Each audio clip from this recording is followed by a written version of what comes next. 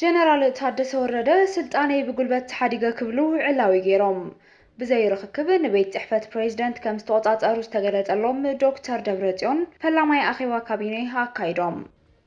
ብኻልእ ወገን 30 ሚያዝያ ኣብ ሰማያት መቐለ ንኻልኣይ ግዜ ነፈርቲ ውግእ ጀታት ከም ዝተረኣያ ተሓቢሩሎ። ዲያስፖራ ተጋሩ ኣብ ኣፍደገ ኤምባሲ ስዑድ ዓረብ ሰልፊ ኣካይዶም። ቅዱስ ሲኖዶስ ኦርቶዶክስ ቤተክርስቲያን ኣብ መንጎ መራሕቲ ትግራይ ፖለቲካዊ ዘይምርዳእ ተመዛበልቲ ናብ መረበቶም ከይምለሱ ዓንቃፍ ኮይኑ ክብል ወቂሱ። ሱዳን ተወሳኺ ሰራዊትን ጸረ ኣየርን ናብ ደቡብ ኢትዮጵያ ምጽጋዓ ተገሊጹ። ብኻልእ ዜና ድሮን ኢትዮጵያ ኣብ ሱዳን ተወቂዓ ከም ዝተሓምሸሸት ተፈሊጡሎ። እዚኦምን ካልኦትን ብዝርዝር ሒዝና ኣለና። ዝኸበረ ሰላምታና ኣብ ዘለኹም ይብጻሕኩም ክቡራት ተኸታተልቲ ዕለታዊ መደብና ዜናታት ዝዕለት ብኣርእስተ ዜና ፈሊምና ናብ ዝርዝሮም ክነስግረኩም ሰናይ ምክትታል።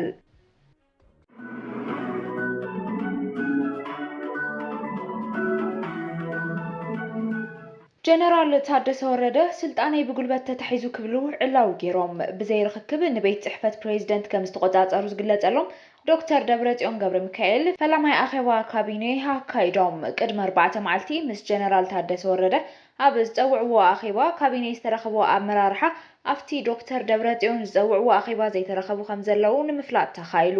27 ሚያዝያ 2018 ዓ.ም ብነባር ቤት ምኽሪ ፕሬዝዳንት ኮይኖም ዝተመረጹ ዶክተር ደብረጽዮን ገብረ ሚካኤል ኣብቲ ዕለት ስሩዕ ስርሖም ንኽጅምሩ ኣብቲ እዋን ብዝተመረጸ ኣፈ ጉባኤ ወይዘሮ ኪሮስ ሓጎስ ደብዳቤ ተጻሒፉሎም እዩ። ትማሊ ድማ ኣኼባ ካቢኔ ከም ዘካይዱ ተፈሊጡሎ። 26 ሚያዝያ ጀነራል ታደሰ ወረደ ኣብ ዝኣከበው ኣኼባ ዘይተረኸቡ ኣባላት ካቢኔ ከም ዝነበሩ ኩሉ ሎሚ ዶክተር ደብረጽዮን ኣብ ዝፀውዕዎ ኣኼባ እውን ዘይተረኸቡ ኣመራርሓ ከም ዝነበሩ ተፈሊጡ። ሓላፊ ቢሮ ባህልን ቱሪዝምን ዶክተር ኣጽባሃ ገብረ እግዚአብሔር፣ ሓላፊ ቢሮ መጓዓዝያን መንገድን ኣይተ ታደለ መንግስቱ፣ ሓላፊ ቢሮ መናእሰይ ኣይተ ሃይለሽ ስዋጋርስ፣ ሓላፊት ኮሚሽን ፕላን ዶክተር ሃንሳ ተኽላይ ኣብዚ ብዶክተር ደብረጽዮን ዝተፀውዐ ኣኼባ ዘይተረኸቡ ጀነራል ታደሰ ኣብ ዝኣከቦ ግና ተረኺቦም ዝነበሩ ኣባላት ካቢነ እዮም። ከምኡ ድማ ኣብቲ ናይ ጀነራል ታደሰ ዝኣከቦ ካቢነ ዘይተረኸቡ ዝነበሩ ኣብቲ ናይ ሕዚ ዝተረኸበ ኣመራርሓ ዘለዉ ኮይኖም ካልኦት እውን ኣብ ክልቲኡ ተረኺቦም እዮም። እቲ ኣኼባ ኣብ ቤት ጽሕፈት ፕሬዝዳንት ደጀን ዝተኻየደ ኮይኑ ጀነራል ታደሰ ወረደ ቁልፈ ይረክብን ስለ ዝበሉ ቢሮ ሴሮም ኣትዮም ዝብል ወረ እናተጋውሐ ይርከብ። ጀነራል ታደሰ ስልጣኖም ስሩዕ ብዝኾነ መንገዲ ከም ዘየረክቡ ቢሮ ሴሮም እንተኣትዮም ድማ ዕልዋ መንግስቲ እዩ ዝኸውን ምባሎም ዝዝከር እዩ።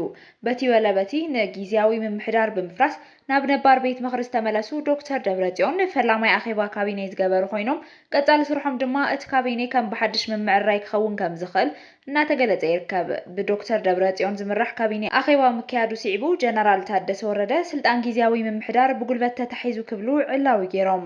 መልእኽቲ ጀነራል ታደሰ ወረደ ተባሂሉ ኣብ ገጽ ፌስቡክ ቤት ጽሕፈት ፕሬዝዳንት ዝተወዝዐ ጽሑፍ ከምዚ ይብል።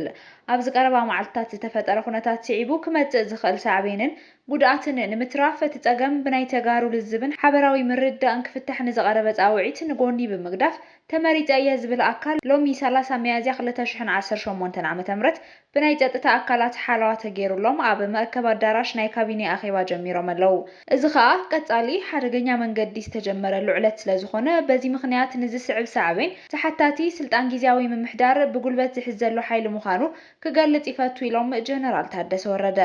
እዚ ናይ ሎሚ ናብ ደጀን ቢሮ ናይ ምእታው ተግባር ኣብ ፖለቲካ ትግራይ እንታይ ዓይነት ትርጉም ይህልዎ ዝብል ብዓብይኡ ዝለዓል ዘሎ ጉዳይ ኮይኑ መንግስቲ ፌደራል ግና ክሳብ ሕዚ ዝበሎ ነገር የለን። እዚ ከም ዘሎ ኮይኑ ንኻልኣይ ግዜ ኣብ ሰማያት መቐለ ነፈርቲ ውግእ ከም ዝተረኣያ ተሰሚዑሎ። ዶክተር ደብረጽዮን ገብረ ሚካኤል ኣብ ቤት ጽሕፈት ደጀን ኣትዮም ስራሕ ካብ ዝጅምሩ ድሕሪ ሓደ መዓልቲ 30 ሚያዝያ ሰዓት 5:37 ጀሚሩ ኣብ ሰማይ መቐለ ነፋሪት ውግእ ብሰፊሑ ከም ዝተረኣየት ተገሊጹሎ። ዲያስፖራ ተጋሩ ኣብ ኣፍደገ ኤምባሲ ስዑድ ዓረብ ሰልፊ ኣካይዶም። ኣብ ሃገረ ስዊድን ስቶክሆልም ዝርከቡ ተጋሩ ኣብ ስዑድ ዓረብ ሞት ተፈሪድዎም ዝርከቡ ብርክት ዝበሉ ተጋሩ ዝርከብዎም ኢትዮጵያውያን ብሰይፍ ከይሕረዱ ዝጽውዕ ሰላማዊ ሰልፊ ኣካይዶም። እቶም ሰልፈኛታት ኣብ ፊት ኤምባሲ ስዑድ ዓረብ ስዊድን ተረኺቦም ድምፆም ዘስምዑ ኮይኖም ነቶም ብመንገዲ ስዑድ ዓረብ ሞት ዝተፈረዶም ወገናት ምሕረት ክግበረሎም ተማሕፂኖም። ተጋሩ ዝርከብዎም ልዕሊ 200 ኢትዮጵያውያን ኣብ ስዑድ ዓረብ ሞት ፍርዲ ተፈሪድዎም ከም ዘለዉ ብተደጋጋሚ እናተገለጸ ዝመጸ ኮይኑ 3 ሰባት ግዳያት ከም ዝኾኑ እውን ዝተፈላለያ ሚድያታትን ትካላት ሓለቕቲ ሰብኣዊ መሰላትን ምጥብጻብን ይዝከር።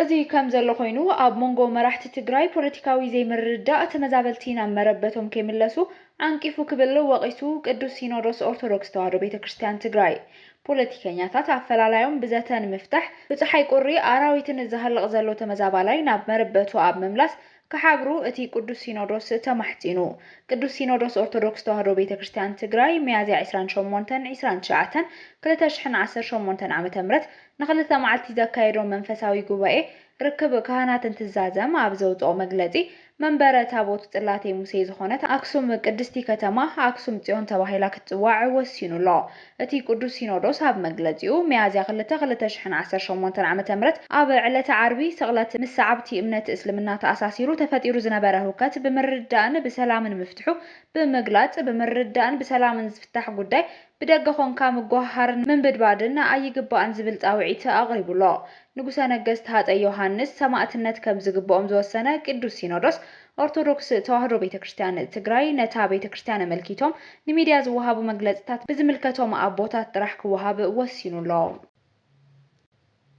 ሱዳን ተወሳኺ ሰራዊትን ጸረ ኣየርን ናብ ደቡብ ኢትዮጵያ ምጽጋዓ ተገሊጹ ብኻልእ ዜና ድሮን ኢትዮጵያ ኣብ ሱዳን ተወቂዓ ከም ዝተሓምሸሸት ተሓቢሩሎ ምትፍናን ኢትዮጵያን ሱዳንን ናብ ዝለዓለ ጠርዚ ይበጽሕ ከም ዘለውን ስጋኣታት ይወጽለው ሰራዊት ሱዳን 29 ሚያዝያ ብሓደ ግዜ ክልተ ድሮናት ወቂዑ ከም ዘውደቐ ገሊጹ እዩ እቲ ሓንቲ ካብ ኢትዮጵያ ከተማ ባህር ዳር ዝተበገሰት እንትትከውን እታ ካልአይቲ ድማ ካብ ኒያላ ዝነቐለት እያ ተባሂላ ኣብ ዋና ከተማ ሱዳን ካርቱምን ግዛኣት ኩርደፋን ዝወደቓ ድሮናት ብጸረ ድሮን ከም ዝተሓምሸሻ እዩ ጸብጻባት ዝወጹ ዘለው ኣብ ካርቱም ዝወደቐት ድሮን ካብ ኢትዮጵያ ባህር ዳር ዝተበገሰት ምዃና ዝተረጋገጠ ኮይኑ እታ ካልአይቲ ኣብ ክልል ኩርደፋን ዝወደቐት ድማ ካብ ሱዳን ከተማ ኒያላ ዝተበገሰት ምዃና ተሓቢሩ ካብ ከተማ ባህር ዳርን ኣሶሳን ዝብገሳ ድሮናት ኣብ መሬት ሱዳን በተደጋጋሚ መጥቃዕቲ ምፍጻመን ዓለም ለኸ ሚድያታት ምጽብጻበን ዝፍለጥ እዩ መንግስቲ ሱዳን ነቲ ኣብ ሰሙን ኣብ መዕርፎ ነፈርቲ ካርቱም ካልኦት ከባቢታትን ዝተፈጸመ መጥቃዕቲ በኢትዮጵያን ሕብራት ዓረብ ኤምሬትስን ዝተዋደደ ክብል መኽሳሱ